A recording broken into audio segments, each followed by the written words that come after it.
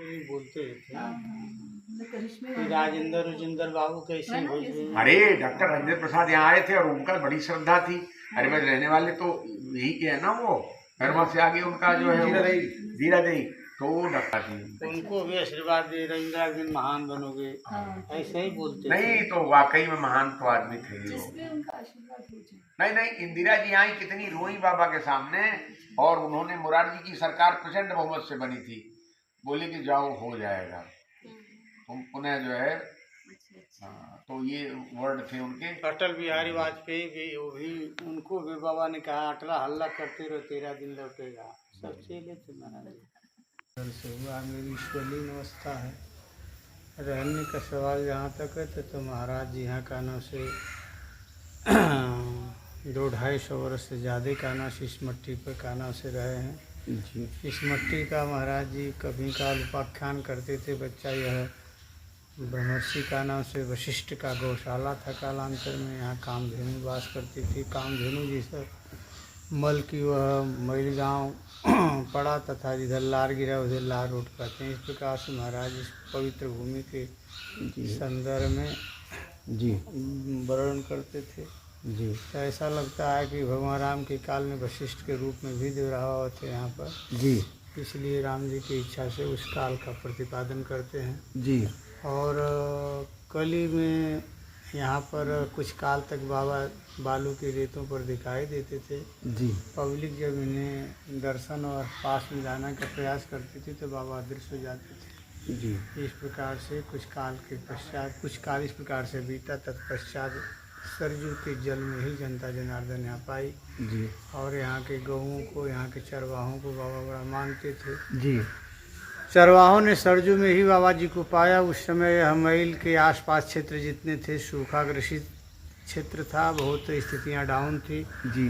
बाबा से लोगों ने प्रार्थना किया चरवाहों ने कि महाराज जी हमारा दशा यही रहेगी। तो बाबा ने प्रसाद दिया और कहा बच्चा भग जाओ जी।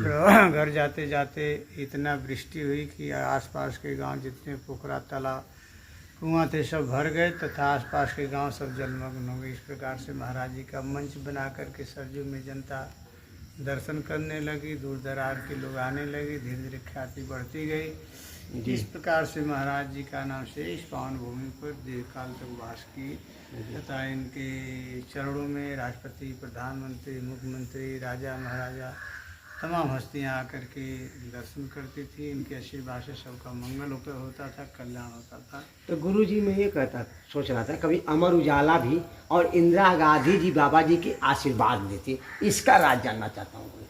और जब इमरजेंसी काल में इंदिरा माता पदच्युत थी उस वक्त ही देवरावा के चरणों में आई, महाराज जी के चरणों में महाराज जी के दर्शन की नतमस्तक हुई। बाबा ने आशीर्वाद दिया बच्चा जाओ मंगल होगा। इंदिरा जी प्रचंड बहुमत से जीत करके पुनः देश का प्रधानमंत्री बनी। यह इतिहास बाबा का है जी।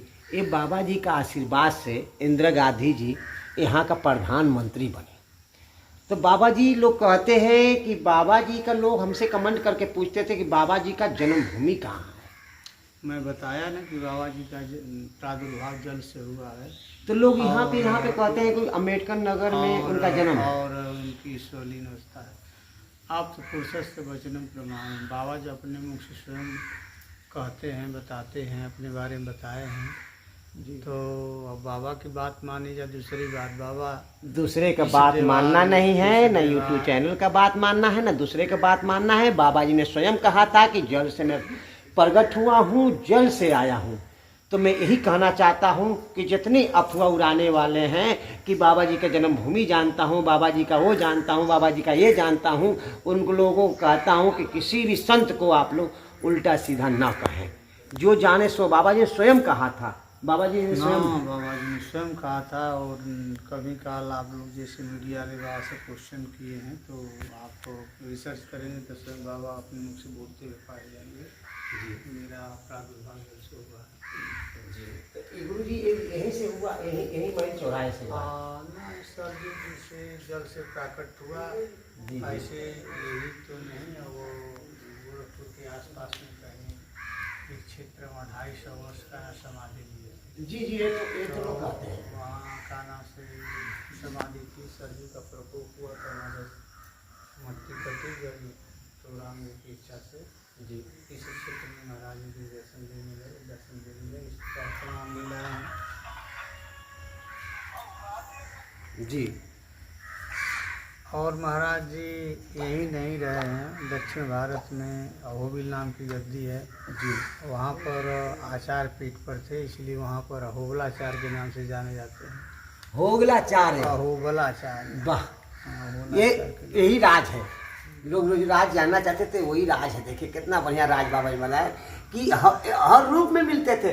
जैसे घाट वैसे बाबा जी का हर जगह नाम बताए जाते थे। उसी प्रकार से अमरकंटक के जंगलों में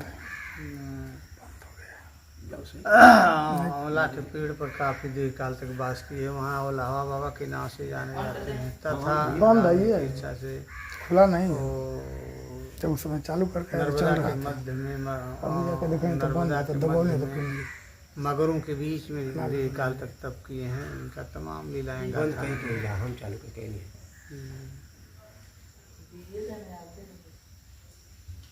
चलिए दोस्तों, मेरा वीडियो यहीं तक रहेगा। जय हिंद, जय भारत।